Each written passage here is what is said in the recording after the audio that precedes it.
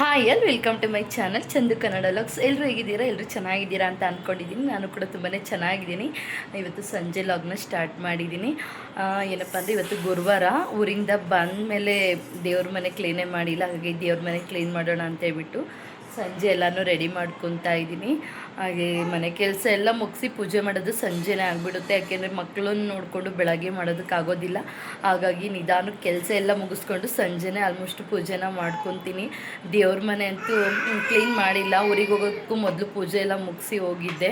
ಹಾಗಾಗಿ ಈಗ ದೇವ್ರ ಮನೆ ಕ್ಲೀನ್ ಮಾಡೋಣ ಅಂತ ಎಲ್ಲ ರೆಡಿ ಮಾಡ್ಕೊತಾ ಇದ್ದೀನಿ. ಬನ್ನಿ. ಹಾಗೆ ಇನ್ನು ನನ್ನ ಚಾನಲ್ನ ಸಬ್ಸ್ಕ್ರೈಬ್ ಆಗದೆ ಹೊಸದಾಗಿ ಯಾರೆಲ್ಲ ನೋಡ್ತಾ ಇದ್ದೀರಾ, ಪ್ಲೀಸ್ ಸಬ್ಸ್ಕ್ರೈಬ್ ಮಾಡಿಕೊಂಡು ವೀಡಿಯೋಸ್ ಎಲ್ಲ ನೋಡಿ ಸಪೋರ್ಟ್ ಮಾಡಿ. ಹಾಗೆ ಈ ವಿಡಿಯೋ ನಿಮಗೆ ಸ್ವಲ್ಪನಾದರೂ ಇಷ್ಟ ಆದರೆ ಒಂದು ಲೈಕ್ ಕೊಡಿ. ಹಾಗೆ ನಿಮ್ಮ ಅನಿಸಿಕೆ ಅಭಿಪ್ರಾಯಗಳನ್ನು ತಪ್ಪದೆ ಕಮೆಂಟ್ ಬಾಕ್ಸಲ್ಲಿ ಕಮೆಂಟ್ ಮಾಡಿ ತಿಳಿಸಿ. ನನ್ನ ಮಗಳು ಆಟ ಆಡ್ತಾ ಇದ್ದಾಳೆ. ಹಾಯ್ ಮುದ್ದು. ಹಾಯ್ ಋತ್ವಿ. ಯಾರಿದು ಪಾಪ? ಚಿನಿ ಪಾಪ ಏನು ಮಾಡ್ತಾಯಿತ್ತಿಲ್ಲಿ? ಏನು ಮಾಡ್ತೈತೆ ಚಿನಿ ಪಾಪ? ಇಲ್ಲಿ ಇಲ್ಲಿ ಇಲ್ಲಿ ಹಾಯ್ ಮಾಡು. ಹಾಯ್ ಮಾಡು ಮಗಳೇ. Hi hi. ಅವಳಿಗೆ ಸ್ವಲ್ಪ ಆಟ ಸಾಮಾನೆಲ್ಲ ಹಾಕ್ಬಿಟ್ಟು ಈಗ ಕೂತ್ಕೊತಾಳೆ ಚೆನ್ನಾಗೆ. ಸ್ವಲ್ಪ ಆಟ ಸಾಮಾನೆಲ್ಲ ಹಾಕ್ಬಿಟ್ಟು ಕುಂಡ್ರಿಸಿರಿ ಅವಳು ಆಟ ಆಡ್ಕೊತಿರ್ತಾಳೆ. ಈಗ ನಂದು ಸ್ನಾನ ಎಲ್ಲ ಆಯಿತು, ಆಟ ಆಡ್ತಾ ಇದ್ಲು. ಹಾಗೆ ಯುಕ್ತಿಗೆ ಸ್ವಲ್ಪ ಹೋಮ್ವರ್ಕ್ ಎಲ್ಲ ಕೊಟ್ಟಿದ್ದೀನಿ, ಹೋಮ್ವರ್ಕ್ ಬರಿತಾ ಇದ್ದಾಳೆ. ಹಾಗೆ ಸ್ಕೂಲ್ಗೂ ಕೂಡ ಅಡ್ಮಿಷನ್ ಎಲ್ಲ ಆಯಿತು. ಮಂಡೆಯಿಂದನೇ ಅವಳಿಗೆ ಸ್ಕೂಲ್ ಕೂಡ ಸ್ಟಾರ್ಟ್ ಆಗುತ್ತೆ. ಸರಿ ಬನ್ನಿ, ಈಗ ದೇವ್ರ ಮನೆ ಕ್ಲೀನ್ ಮಾಡ್ಕೊಳ್ಳೋಣ. ಹಾಗೆ ಊರಿಗೆ ಹೋಗೋ ದಿನ ಪೂಜೆ ಮಾಡಿದ್ದು ದೇವ್ರ ಮನೆ ಕ್ಲೀನೇ ಮಾಡಿಲ್ಲ. ಹಸ್ಬೆಂಡ್ ಅದೆಲ್ಲ ಮಾಡೋದಕ್ಕೆ ಹೋಗೋದಿಲ್ಲ. ಈಗ ಎಲ್ಲ ತೆಗೆದ್ಬಿಟ್ಟು ನೀಟಾಗಿ ದೇವ್ರ ಫೋಟೋಸ್ ಎಲ್ಲ ಒರೆಸಿ ದೇವ್ರ ಸಾಮಾನೆಲ್ಲ ತೊಳೆದು ಕ್ಲೀನ್ ಮಾಡಬೇಕು. ಹಾಯ್ ಮುದ್ದು. ನನ್ನ ಮಗಳು ಹೇಗೆ ಅಂದರೆ ನಾನು ಇಲ್ಲಿ ಇದ್ದರೆ ಅವಳಿಗೆ ನಾನು ಕಾಣ್ತಾ ಇರಬೇಕು. ಆಗ ಸುಮ್ಮನೆ ಆಟ ಆಡ್ಕೊತಾಳೆ. ನಾನು ಸ್ವಲ್ಪ ಮರೆಯಾದೆ ಅಂದರೆ ಅಳೋದಕ್ಕೆ ಸ್ಟಾರ್ಟ್ ಮಾಡ್ತಾಳೆ. ಹಾಯ್ ಋತ್ವಿ. ಹಾಯ್ ಹಾಯ್ ಮಾಡು ಮುದ್ದು. ಹಾಯ್. ಇಲ್ಲಿ ನೋಡಿಲ್ಲಿ ಅವಳಿಗೆ ಇಲ್ಲಿ ರಿಮೋಟ್ ಇಟ್ಕೊಂಡಿದ್ದೀನಿ. ರಿಮೋಟ್ ಮೇಲೆ ಕಣ್ಣು ಬಿದ್ದಿದೆ. ರಿಮೋಟ್ನೇ ನೋಡ್ತಾ ಇದ್ದಾಳೆ. ತಗೋಚಿನಿ, ತಗೋ ಬಾ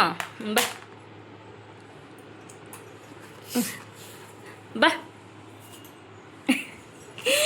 ಎಷ್ಟು ದೂರನಾದರೂ ಇರಲಿ ಬರ್ತಾಳೆ ಅಂದಿಸ್ಕೊಳಕ್ಕೆ. ಬಾಮ್ಮ. ಇನ್ನೂ ಅವಳಿಗೆ ದೇಕೋದಕ್ಕಾಗ್ತಾಯಿಲ್ಲ, ಆದರೂ ಕೂಡ ನೋಡಿ ಸಾಹಸ ಮಾಡ್ತಾಳೆ. ಬಾ ಬಾ. ಇಲ್ಲಿ ಋತ್ವಿ ಬಾ ಈ ಕಡೆ. ಸ್ವಲ್ಪ ದೂರ ಇಟ್ಬಿಟ್ಟಾಗ ಯೋಚನೆ ಮಾಡ್ತಾ ಇದ್ದಾಳೆ. ಈಗ ಸ್ವಲ್ಪ ದೇಕೋದಕ್ಕೆಲ್ಲ ಕಲ್ತಿದ್ದಾಳೆ. ನೋಡಿ ಹೇಗೆ ಬರ್ತಾ ಇದ್ದಾಳೆ. ಸಿಕ್ಬಿಡ್ತಾ ನಿನಗದು? ಕೊಡು ಚಿನ್ನಮ್ಮ, ಕೊಡಪ್ಪ, ಕೊಡು ಮಗಳೇ. ಈಗ ನೋಡಿ ಇಸ್ಕೊಳ್ಳೋದಕ್ಕೆ ಹೋಗ್ತೀನಿ, ಬಿಡೋದಿಲ್ಲ. ಬಿಡು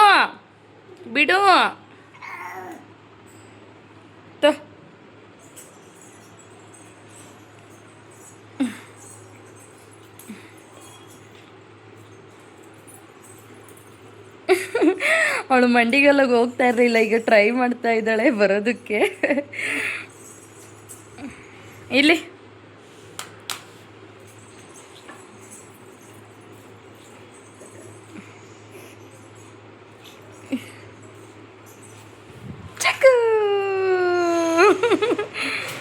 ಮುದ್ದು.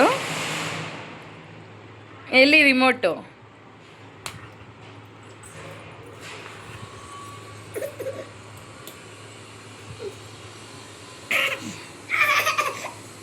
ಆಯ್ತು ತಗೋ.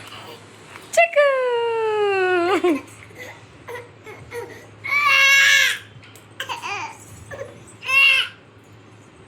ಹಾಗೆ ದೇವ್ರ ಮನೆ ಕ್ಲೀನ್ ಮಾಡಿ ಆಲ್ರೆಡಿ 1 ವೀಕ್ ಆಗಿಬಿಟ್ಟಿತ್ತು. ಯಾಕೆಂದರೆ ಊರಿಗೆ ಹೋಗಿದ್ನಲ್ಲ, ದೇವ್ರ ಪೂಜೆ ನಾನು ಊರಿಗೆ ಹೋದಾಗ ಮಾಡಿಬಿಟ್ಟು ಹೋಗಿದ್ದಿದ್ದು. ಅದಾದಮೇಲೆ ದೇವ್ರ ಪೂಜೆ ಕೂಡ ಮಾಡಿರಲಿಲ್ಲ. ಹಾಗಾಗಿ ಬಂದು ಸ್ವಲ್ಪ ಮನೆ ಕೆಲಸ ಎಲ್ಲ ಮುಗಿಸ್ಕೊಂಡು ಇವತ್ತು ದೇವ್ರ ಮನೆನ ಕ್ಲೀನ್ ಮಾಡ್ಕೊಳ್ಳೋಣ ಅಂತ ಎಲ್ಲ ರೆಡಿ ಮಾಡ್ಕೊತಾ ಇದ್ದೆ.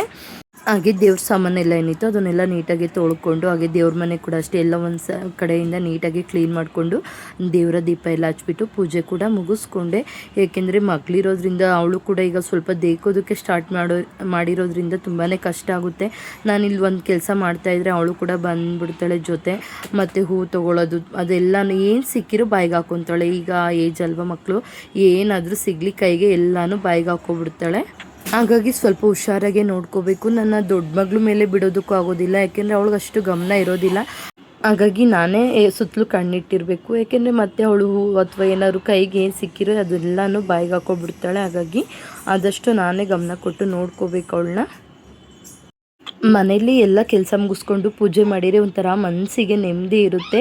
ಹಾಗೆ ನನಗೆ ಸ್ವಲ್ಪ ತಲೆ ಕೂಡ ನೋವ್ತಾ ಇತ್ತು. ಹಾಗಾಗಿ ಹಸ್ಬೆಂಡ್ ಬಂದರು, ಅವ್ರಿಗೆ ಹೇಳಿದೆ ಕಾಫಿ ಮಾಡ್ತೀರಾ ಸ್ವಲ್ಪ, ನಾನು ಎಲ್ಲ ಬೆಳಗ್ಗೆಯಿಂದ ಕೆಲಸ ಮಾಡ್ತಾ ಇದ್ನಲ್ಲ, ಸ್ವಲ್ಪ ಸುಸ್ತು ಕೂಡ ಆಗಿತ್ತು. ಹಾಗಾಗಿ ಒಂದು ಲೋಟ ಕಾಫಿ ಮಾಡಿ ಅಂತ ಅಂದೆ. ಅವರು ನಾನು ಪೂಜೆ ಮಾಡೋ ಅಷ್ಟರಲ್ಲಿ ಕಾಫಿ ಕೂಡ ಮಾಡಿ ಇಟ್ಟಿದ್ರು. ಹಾಗೆ ಮಗಳನ್ನ ಕೂಡ ನೋಡ್ಕೊತಾ ಇದ್ರು, ಚಿಕ್ಕವಳನ್ನ. ಮಗಳಿಗೆ ಹಾಲು ಕಾಸ್ಕೊಟ್ಟು ನಮಗೂ ಅವ್ರಿಗಿಬ್ರಿಗೂ ಕಾಫಿನ ಮಾಡಿ ಅವರೇ ಇಟ್ಟಿದ್ರು. ನಾನು ಪೂಜೆ ಎಲ್ಲ ಮುಗಿಸ್ಕೊಂಡು ಈಗ ಕಾಫಿನ ಕುಡಿತಾ ಇದ್ದೀನಿ.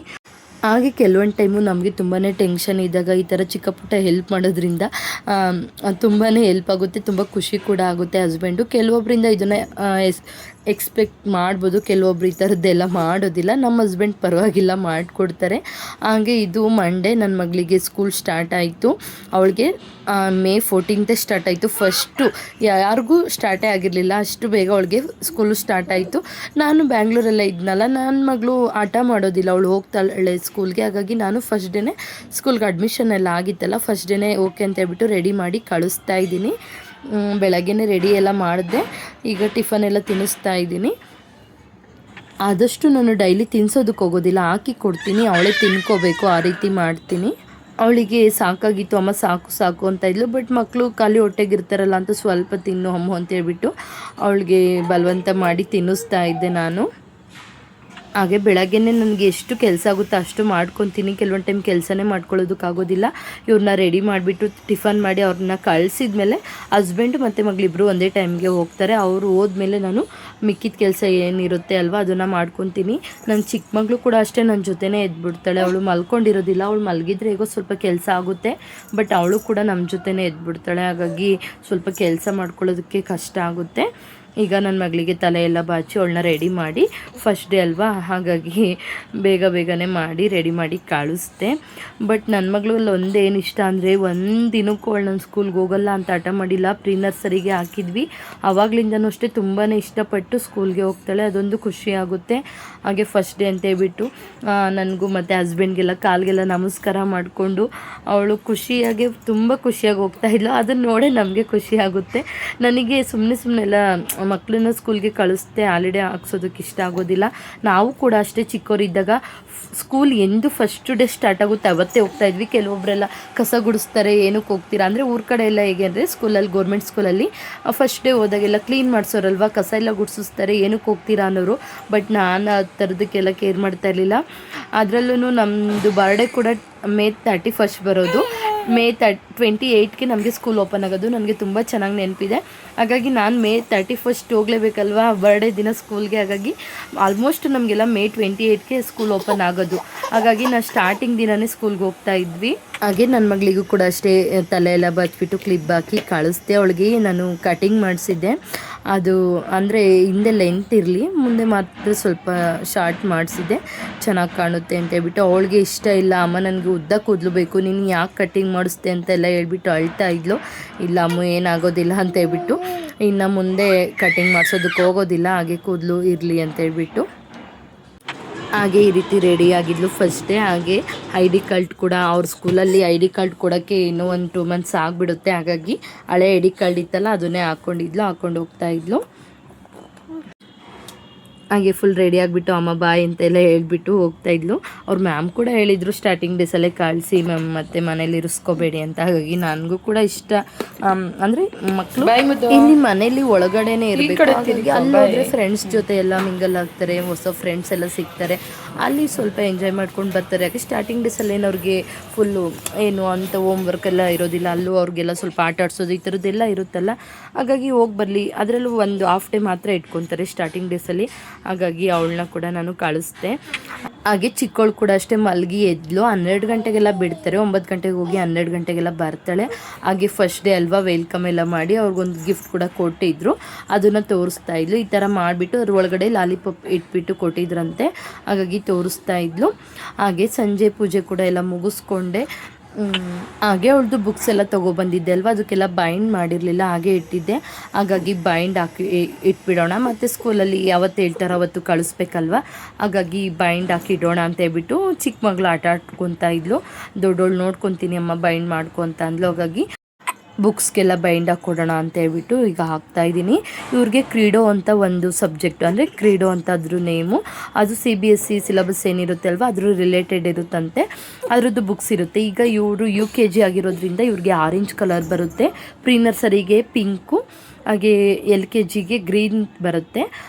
ಈಗ ನನ್ನ ಮಗಳು UKG ಆಗಿರೋದ್ರಿಂದ ಇವ್ರಿಗೆ ಆರೆಂಜ್ ಕಲರ್ ಬುಕ್ಸ್ ಬಂದಿದೆ, ಅದಕ್ಕೆಲ್ಲನೂ ಬೈಂಡ್ ಮಾಡಿ ಇಡ್ತಾ ಇದ್ದೆ. ಹಾಗೆ ಟೆಕ್ಸ್ಟ್ ಬುಕ್ ಎಲ್ಲ ಇರುತ್ತಲ್ಲ, ಹೋಮ್ ವರ್ಕ್ ಎಲ್ಲ, ಅವು ಕೂಡ ಅಷ್ಟೇ ಇತ್ತು, ಎಲ್ಲದಕ್ಕೂ ಕೂಡ ಅಷ್ಟೇ ಬೈಂಡ್ ಮಾಡಿ. ಈಗ ಇವ್ರಿಗೆ ಹಿಂದಿ ಕೂಡ ಸ್ಟಾರ್ಟ್ ಆಗಿದೆ, ಇಂಗ್ಲೀಷು, ಹಿಂದಿ, ಹಾಗೆ ಕನ್ನಡ ಮತ್ತು ಮ್ಯಾಥ್ಸು, EVS ಈ ಥರ ಇಂಗ್ಲೀಷು ಎಲ್ಲ ಥರ ಸಬ್ಜೆಕ್ಟು ಇದೆ. ಹಾಗಾಗಿ ಎಲ್ಲನೂ ಬೈಂಡ್ ಮಾಡಿ ಇಡ್ತಾ ಇದ್ದೆ.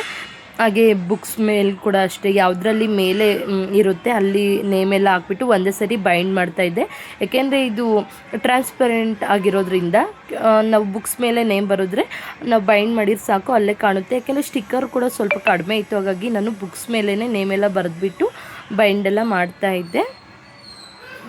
ಇದು ಬೈಂಡೆಲ್ಲ ಆಗ್ತಾಯಿದ್ರೆ ನನಗೆ ನಮ್ಮ ಒಂದು ಇದು ನೆನಪಾಗ್ತಾಯಿತ್ತು, ನಮ್ಮ ಕಾಲದಲ್ಲಿ ಕಾಕಿ ಬೈಂಡ್ ಬರೋದು. ಹಾಗೆ ಈ ಥರ ರೋಲ್ ಬಂದಿತ್ತು, ಬಟ್ ಕಮ್ಮಿ. ಈ ಥರ ನಾನು PU ಇದ್ದಾಗ ಈ ಥರ ರೋಲ್ ಬಂದಿತ್ತು ಟ್ರಾನ್ಸ್ಪರೆಂಟು.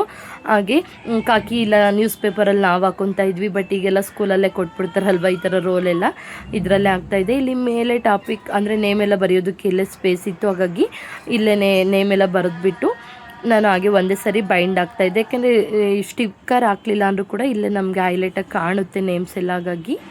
ಹಾಗೆ ಎಲ್ಲವನ್ನು ಕೂಡ ಅಷ್ಟೇ ಬೈಂಡೆಲ್ಲ ಮಾಡಿಬಿಟ್ಟು ಎತ್ತಿಟ್ಟೆ. ಹಾಗೆ ಸ್ವಲ್ಪ ಮಳೆ ಕೂಡ ಸ್ಟಾರ್ಟ್ ಆಗಿಬಿಟ್ಟಿತ್ತು, ಸಂಜೆ ಆಗಿತ್ತಲ್ಲ, ಹಾಗಾಗಿ ಈಗ ಎಷ್ಟು ಬುಕ್ಸ್ ಇತ್ತು ಅವ್ರದ್ದು ಟೆಕ್ಸ್ಟ್ ಬುಕ್ ಎಲ್ಲ ಪ್ರತಿಯೊಂದಕ್ಕೂ ಕೂಡ ಅಷ್ಟೇ ಬೈಂಡೆಲ್ಲ ಹಾಕ್ಬಿಟ್ಟು ಎತ್ತಿಟ್ಟೆ ನೀಟಾಗಿ. ಯಾಕೆಂದರೆ ಮಕ್ಕಳು ಚಿಕ್ಕವಳಿಗೆ ಸಿಕ್ತು ಅಂದರೆ ಎಲ್ಲನೂ ಅರ್ದು ಬಿಡುತ್ತಾಳೆ, ಹಾಗಾಗಿ ಅವಳನ್ನ ಬಿಟ್ಕೊಂಡೇ ದೊಡ್ಡವಳನ್ನ ನೋಡ್ಕೊ ಅಂತ ಹೇಳ್ಬಿಟ್ಟು ಅವಳಿಗೆಲ್ಲ ಆಟ ಸಾಮಾನು ಕೊಟ್ಕೊಂಡು ನಾನು ಬೇಗ ಬೇಗ ಬೈಂಡೆಲ್ಲ ಹಾಕಿ ಕೊಟ್ಟೆ ಇವಳಿಗೆ. ಚಿಕ್ಕ ಮಕ್ಕಳನ್ನ ನೋಡಿಕೊಂಡು ಈ ಥರ ಬೈಂಡೆಲ್ಲ ಮಾಡೋದು ತುಂಬಾ ಕಷ್ಟ ಆಗಿರುತ್ತೆ. ಪಿನ್ನು ಈ ಥರದ್ದೆಲ್ಲ ಸಿಕ್ಬಿಟ್ರಂತೂ ಅವರು ಬಿಡೋದೆಲ್ಲ. ನಮ್ಮೋಳಂತೂ ಏನಾದರೂ ಒಂದು ಕೈಗೆ ವಸ್ತು ಸಿಕ್ತು, ಪೆನ್ನು ಈ ಥರ ಏನಾದರೂ ಒಂದು ಅಂದರೆ ಕೊಡೋದೇ ಇಲ್ಲ, ಟೈಟಾಗಿ ಇಟ್ಕೊಬಿಡ್ತಾಳೆ ಆ ಥರ. ಹಾಗಾಗಿ ಆದಷ್ಟು ಅವಳನ್ನ ಈ ಕಡೆ ಬಿಟ್ಕೊಂಡೆ. ಅವಳು ಯುಕ್ತಿ ನೋಡ್ಕೊತಾ ಇದ್ಲು, ಹಾಗಾಗಿ ಅವಳದು ಬೈಂಡೆಲ್ಲ ಮಾಡಿ ಕೊಟ್ಟೆ. ಅವಳು ನೋಡ್ತಾ ಇದ್ಲು, ಅಮ್ಮ ಯಾವುದೆಲ್ಲ ಯಾವ ರೀತಿ ಮಾಡ್ತಾ ಇದೆಯಾ ಅಂತ. ನನ್ನ ಮಗಳೇ ಎಲ್ಲ ಚೆಕಿಂಗ್ ಮಾಡ್ಕೊತಾ ಇದ್ಲು, ಅಮ್ಮ ನೀಟಾಗಿ ಹಾಕ್ಕೊಡು ಅಂತ ಎಲ್ಲ. ಹಾಗೆ ಬೈಂಡಿಂಗ್ ಹಾಕಿದ್ದೆಲ್ಲ ಕಂಪ್ಲೀಟ್ ಆಯಿತು. ಅಮ್ಮ ಸ್ಟಿಕ್ಕರೆಲ್ಲ ನಾನು ಹಾಕ್ತೀನಿ ಅಂತ ಅಂದ್ಲು, ಹಾಗಾಗಿ ಅವ್ರ ಹತ್ರನೂ ಈ ಥರ ಚಿಕ್ಕ ಪುಟ್ಟ ಮಾಡಿಸೋದ್ರಿಂದ ಅವ್ರಿಗೆ ಖುಷಿಯಾಗುತ್ತೆ ಅಂತ ಹೇಳ್ಬಿಟ್ಟು ನೀಟಾಗಿ ಓಪನ್ ಮಾಡಿಬಿಟ್ಟು ಯಾವ ರೀತಿ ಅಂಟಿಸ್ಬೇಕು ಅಂತ ಅವಳಿಗೆ ಹೇಳ್ಕೊಟ್ಟು ನಾನೇ ಅವಳ ಹತ್ರ ಮಾಡಿಸ್ತಾ ಇದ್ದೆ.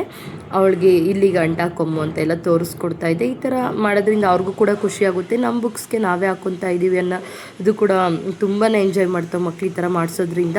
ಹಾಗೆ ಅವಳಿಗೆ ನೀಟಾಗಿ ಬರ್ತಾ ಇರಲಿಲ್ಲ ಅಲ್ವ, ಹಾಗಾಗಿ ನಾನೇ ನೀಟಾಗಿ ತೆಗೆದ್ಬಿಟ್ಟು ಈ ರೀತಿ ಮಾಡಬೇಕು ಅಂತ ಹೇಳ್ಬಿಟ್ಟು ಅವಳಿಗೆಲ್ಲನೂ ತೋರಿಸಿ ಕೊಟ್ಟೆ. ಅವಳು ಸ್ವಲ್ಪ ಒಂದೆರಡು ಆಮೇಲೆ ಅವಳೇ ಹಾಕೋದನ್ನ ಕಲ್ತ್ಕೊಂಡ್ಳು.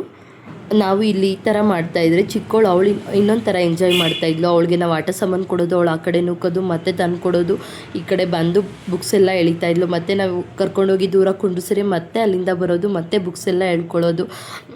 ಇದು ಬೈಂಡಿಂಗ್ ಶೀಟ್ ಏನಿತ್ತಲ್ವ ಅದನ್ನೆಲ್ಲ ಓಪನ್ ಮಾಡಿಕೊಂಡು ಆಟ ಆಡೋದು, ಈ ಥರ ಅವಳು ಒಂಥರ ಎಂಜಾಯ್ ಮಾಡ್ತಾಯಿದ್ಲು. ಮಕ್ಳ ಜೊತೆ ಈ ಥರ ಎಲ್ಲ ಮಾಡ್ತಾಯಿದ್ರೆ ಅವ್ರಿಗೂ ಕೂಡ ಒಂದು ರಿಲೀಫ್ ಅನ್ನೋದು ಸಿಗುತ್ತೆ. ಹಾಗೆ ಬೈಂಡ್ ಮಾಡಿದ್ದೆಲ್ಲ ಆಯಿತು. ಹಾಗೆ ಸಂಜೆ ಇದು ನೆಕ್ಸ್ಟ್ ಡೇ ಸ್ವಲ್ಪ ಡಿಮಾರ್ಟ್ಗೆ ಹೋಗ್ಬಿಟ್ಟು ಬರಬೇಕಿತ್ತು, ಹಾಗಾಗಿ ಡಿಮಾರ್ಟ್ಗೆ ಹೋಗೋಣ ಅಂತ ಹೋಗಿದ್ವಿ. ಹಾಗೆ ಡಿಮಾರ್ಟ್ದು ವಿಡಿಯೋ ಕೂಡ ಆಲ್ರೆಡಿ ಅಪ್ಲೋಡ್ ಮಾಡಿದ್ದೀನಿ. ಡಿಮಾರ್ಟಲ್ಲೂ ಮತ್ತು ಆನ್ಲೈನ್ ಶಾಪಿಂಗ್ ಯಾವುದು ಬೆಟರ್ ಅಂತ ನಿಮಗೆ ಅನಿಸುತ್ತೆ, ಒಂದು ವಿಡಿಯೋ ಆಲ್ರೆಡಿ ಅಪ್ಲೋಡ್ ಮಾಡಿದ್ದೀನಿ, ಒಂದು ಸರಿ ಚೆಕ್ ಮಾಡಿ. ನನಗೆ ಡಿಮಾರ್ಟು ಮತ್ತು ಆನ್ಲೈನಲ್ಲಿ ಕಂಪೇರ್ ಮಾಡಿದರೆ ಡಿಮಾರ್ಟಲ್ಲೇ ಪ್ರೈಸ್ ಕಡಿಮೆ ಅಂತ ನನಗೆ ಅನ್ನಿಸ್ತೈತೆ. ಕೆಲವೊಂದು ಐಟಮು ಕೆಲವೊಂದು ಅಂದರೆ ಎಕ್ಸ್ಪೈರಿ ಡೇಟ್ ಎಲ್ಲ ನೋಡಿಕೊಂಡು ತೊಗೋಬೇಕಾಗುತ್ತೆ. ಬಟ್ ಎರಡಕ್ಕೂ ಕಂಪೇರ್ ಮಾಡಿದಾಗ ಇಲ್ಲೇ ಒಂದು 2-3 ರೂಪೀಸ್ ಈ ಥರ ಎಲ್ಲ ಡಿಫ್ರೆನ್ಸ್ ಇರುತ್ತೆ ಆನ್ಲೈನ್ಗಿನ. ನೀವು ಕೂಡ ಒಂದು ಸರಿ ಚೆಕ್ ಮಾಡಿ ನೋಡಿ, ಗೊತ್ತಾಗುತ್ತೆ ನಿಮಗೂ ಕೂಡ. ಆನ್ಲೈನಲ್ಲೂ ಓಕೆ ಕೆಲವೊಂದು ಟೈಮು, ಬಟ್ ಆನ್ಲೈನಲ್ಲಿ ಅಂದರೆ ಏನು ಅಂದರೆ ಮನೆಗೆ ತಂದು ಕೊಡ್ತಾರೆ. ಡಿಮಾರ್ಟ್ಗೆ ಏನು ಅಂದರೆ ಅಲ್ಲಿ ಹೋಗ್ಬಿಟ್ಟು ನಾವೇ ಎಲ್ಲನೂ ಹುಡಿಕೊಂಡು ನಮ್ಗೆ ಯಾವ ಐಟಮ್ ಬೇಕೋ ಅವನ್ನ ತೊಗೊಂಡು ಬರಬೇಕಾಗುತ್ತೆ. ಹಾಗೆ ಕೆಲವೊಂದು ಐಟಮ್ಸ್ ಎಲ್ಲ ಪ್ರೈಸ್ ಎಲ್ಲ ಎಷ್ಟಿದೆ ಅಂತ ಎಲ್ಲ ನೋಡಿಕೊಂಡು ನನಗೆ ಏನೇನು ಐಟಮ್ಸ್ ಬೇಕು ಎಲ್ಲನೂ ತೊಗೊಳ್ತಾ ಇದ್ದೆ. ಓಕೆ, ಇಲ್ಲಿಗೆ ಇವತ್ತಿನ ಈ ವಿಡಿಯೋನ ಎಂಡ್ ಮಾಡ್ತೀನಿ. ಈ ವಿಡಿಯೋ ನಿಮಗೆಲ್ಲ ಇಷ್ಟ ಆಗಿದೆ ಅಂತ ತಿಳ್ಕೊತೀನಿ. ಇಷ್ಟ ಆಗಿದ್ರೆ ಒಂದು ಲೈಕ್ ಕೊಡಿ. ಹಾಗೆ ನಿಮ್ಮ ಅನಿಸಿಕೆ ಅಭಿಪ್ರಾಯಗಳನ್ನು ತಪ್ಪದೆ ಕಮೆಂಟ್ ಬಾಕ್ಸಲ್ಲಿ ಕಮೆಂಟ್ ಮಾಡಿ ತಿಳಿಸಿ. ಓಕೆ, ಇಲ್ಲಿಗೆ ಇವತ್ತಿನ ವಿಡಿಯೋನ ಎಂಡ್ ಮಾಡ್ತಾ ಇದ್ದೀನಿ. Thank you for watching. Thank you all.